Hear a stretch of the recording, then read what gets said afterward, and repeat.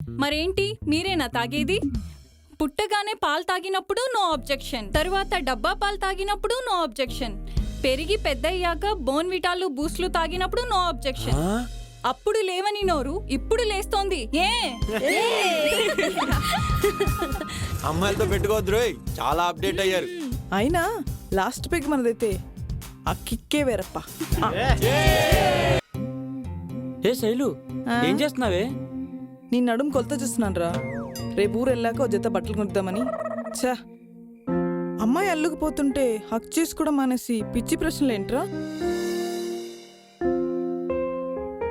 ఈ కాలం అమ్మాయిలు ప్రేమ పెళ్లి విషయంలో తలదించుకోకపోవచ్చు, అలా అని సిగ్గు లేకపోవడం కాదు.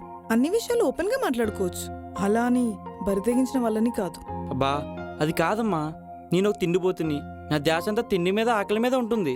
నువ్వు ప్రేమించినంత ఇదిగా నేను ప్రేమించగలనా? పిచ్చి ముద్దు, నీ ధ్యాసని నీ శ్వాసని నా వైపు తిప్పుకునే బాధ్యత నాది. అన్ని వ్యసనాల్లోకి అతి భయంకరమైన వ్యసనం ఏంటో తెలుసా? ఏంటి? శృంగారం. అవునా? బంగారం. నా ఫుల్ సపోర్ట్ నీకేరా.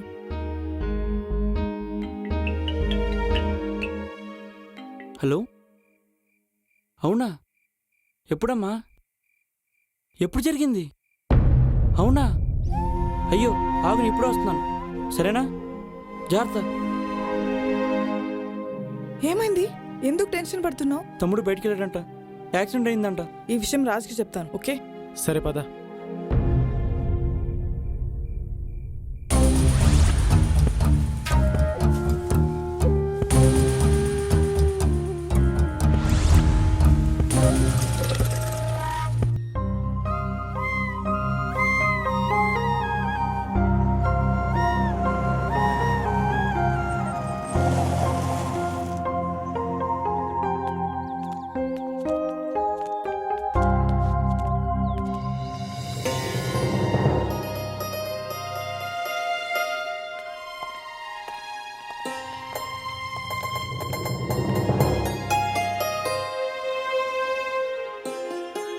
శకునాలు సెకినాలు ఎంత ఇంపార్టెంట్ ఇప్పుడైనా అర్థమైందా?